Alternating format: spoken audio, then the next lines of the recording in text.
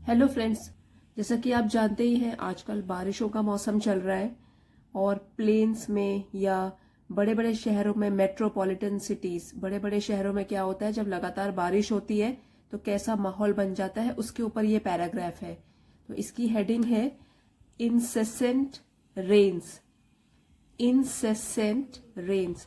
Incessant means कोई चीज जो बिना रुके चलती रहती है लगातार, और रेन्स आपको पता है बारिश। तो बारिश जो लगातार चलती रहती है, इसमें आप ये ध्यान दीजिए जो बारिश से रिलेटेड इतने सारे वर्ड्स हैं और लाइव आपको लगेगा कि आपके सामने ही ये वाला इतने अच्छे से डिस्क्राइब किया गया है पैराग्राफ में, अच्छी वोकैबुलरी को यूज करके, कि आपको लगेगा आपके सामने ही ये वाला दृश्य सामने चल रहा है, जैसे कि कोई पिक्चर चल रही है। तो आइए शुरू करते हैं। I was caught in a traffic jam at Dadar. I was caught, मैं फंस गया था, इन अ ट्रैफिक जैम, एक ट्रैफिक जाम में, एट दादर, दादर में। तो दादर एक जगह का नाम है मुंबई में। व्हेन आई वॉज गोइंग, अब देखिए यहाँ पे है वॉज के साथ वर्ब और आईएनजी फॉर्म यूज की गई है। दैट मीन्स पास्ट और कंटिन्यूअस टेंस की पहचान होती है ये। व्हेन, जब मैं जा रहा था, टू स्कूल, स्कूल जा रहा था, विद माई फादर, अपने पिता के साथ, ऑन हिज मोटरसाइकिल, उनकी मोटरसाइकिल पे। There was no respite from rains. Respite means राहत, मतलब लगातार बारिश चल रही थी, कोई राहत नहीं मिली, कम भी नहीं हुई बारिश। तो there was no respite from rains. Somehow, किसी तरह, we could come up to Dadar at snail's pace. तो स्नेल एक इंसेक्ट का नाम है जो कि रेंग रेंग के बहुत धीरे गति से चलता है, धीरे धीरे स्पीड से चलता है, और आपने देखा होगा उसकी बॉडी के ऊपर एक शंख जैसा बना होता है। तो ये एक फ्रेज बन गई है, फ्रेज का नाम है एट अ स्नेल्स पेस। मतलब अगर कोई भी व्यक्ति, कोई भी बहुत स्लो होता है कोई काम करने में, तो उसको बोलते हैं कि why are you working, why are you walking at a snail's pace, why are you working at a snail's pace. ऐसे बोल सकते हैं, फ्रेज को यूज कर सकते हैं किसी और जगह भी, कि आप एक, इसको घोंगा बोलते हैं हिंदी में, तो घोंगे की गति से, उसकी स्पीड से क्यों काम कर रहे हो। But the real trouble started there, लेकिन जो असली परेशानी थी वो वहां शुरू हुई। तो अभी हम सोच रहे थे कि हम बड़े परेशान हैं, दादर पहुंच के पता लगा असली परेशानी तो अब शुरू हुई है। The low lying area near the station. अब लो लाइंग मीन्स निचले इलाके, तो जो इलाके नीचे थोड़े एरिया में बसे होते हैं तो वहां क्या हो जाता है, पानी ज्यादा भर जाता है। Low lying area near the station, अब स्टेशन के पास जो निचले इलाके थे, had taken the shape of a huge lake. तो हैड टेकन मतलब उसने ले लिया था, द शेप आकार, ऑफ अ ह्यूज लेक, एक बड़े से तालाब, ह्यूज बड़ा, और लेक है तालाब, बड़े से तालाब का रूप ले लिया था उस निचले इलाके ने। We could see even cars and vehicles, इसको व्हीकल्स बोलते हैं, व्हीकल्स, व्हीकल्स, ठीक है। We could see even cars and vehicles, हम देख सकते थे कार और अलग अलग वाहन, दूसरे वाहन भी, half submerged in water, half आधे, और सबमर्ज्ड हो गया डूबे हुए, इन वाटर पानी में। तो हम देख सकते थे even cars and vehicles half submerge in water, poor motorcycle. अब ये और साइन ऑफ एक्सक्लेमेशन है, ये पंक्चुएशन मार्क।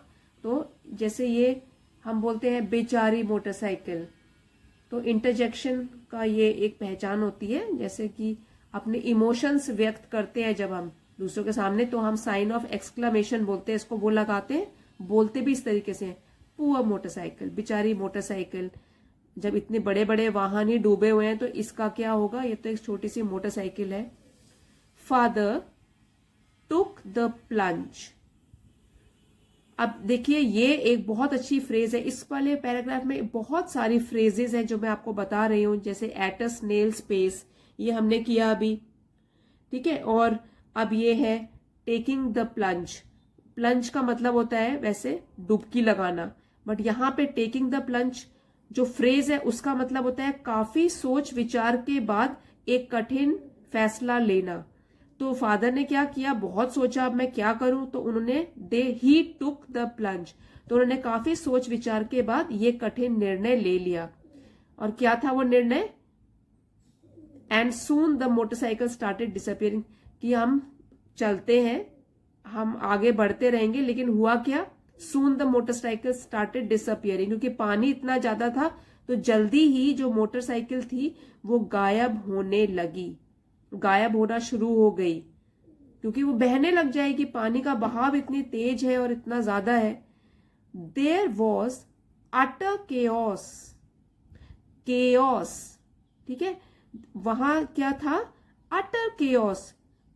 केओस का मतलब होता है अव्यवस्था, मतलब कुछ भी ऑर्गेनाइज नहीं था, तितर बितर हो रखा था सब कुछ, एंड कंफ्यूजन, और उलझन बढ़ गई थी उस जगह पर। फिर आप इमेजिन कीजिए फिर क्या सिचुएशन होगी जब इतनी सारी गाड़ियां इकट्ठे फंस जाएंगी पानी में। तो यही शुरू होगा नजारा, honking and blowing of horns. Honking होता है जैसे कार का स्पेशली हॉर्न बजाना, जैसे आप एक दो बार प्रेस करते हैं हॉन्क, उसको बोलते हैं हॉर्न बजाना। और ब्लोइंग ऑफ हॉर्न्स तो हो गया जोर जोर से हॉर्न बजाना। तो ये सब आवाजें आ रही थी। Honking and blowing of horns deafened the ears. Deaf से बना है, डेफ का मतलब होता है बहरा, जो सुन नहीं सकता, और डेफन्ड का मतलब होता है उसने बहरा कर दिया। वो जो आवाजें इतनी जोर जोर से सब लोग हॉर्न बजा रहे हैं, डेफन्ड द ईयर्स। अब यहाँ पे ये वॉवल साउंड है इसलिए इसको दी पढ़ रहे हैं, डेफन्ड द ईयर्स, तो कानों को बिल्कुल ही बहरा कर दिया वो हॉन्किंग की आवाज ने, कार के हॉर्न बजाने ने, और जोर जोर से हॉर्न बजाने की वजह से जो कान थे वो बिल्कुल बहरे हो गए। People had lost patience. People यहाँ ये पर्सन होता है सिंगुलर और पीपल होता है बहुत सारे लोग। तो लोगों ने क्या किया, हैड है ये हैड और वर्ब की थर्ड फॉर्म है। इसका मतलब है कि ये पास्ट परफेक्ट में यूज है। अब इसका मतलब ये बना कि लोगों ने धैर्य खो दिया था। The normal situation of civilised appearance. अब जो एक नॉर्मल तरीके की स्थिति होती है, साधारण तरीके से, जैसे रोज के टाइम पे अगर आप जो स्थिति देखोगे, वो वाली जो सिविलाइज्ड अपीयरेंस आपको देखने को मिलती है कि सब लोग बड़े सभ्य घर से आ रहे हैं और दिखावा कर रहे हैं कि हाँ हम लोग बहुत सभ्य हैं, ठीक है। तो normal situation of civilised appearance, जो नॉर्मल देखी जाती है स्थिति कि सभ्य दिखाते हैं, जैसे सभी लोग had given way to free for all. तो उसने, अब देखिए given way, had given way, यहां पर भी पास्ट परफेक्ट टेंस है, हैड के साथ गिव की थर्ड फॉर्म लगी हुई है, गिव गेव गिवन। तो उसका मतलब हुआ कि इसने रास्ता दे दिया था, रास्ता खोल दिया था, टू फ्री फॉर ऑल, कि जिसमें कि सभी लोग भाग ले सकते हैं। फ्री फॉर ऑल भी एक फ्रेज है जिसका मतलब होता है ऐसी चीज जिसमें कि सभी लोग भाग ले सकते हैं।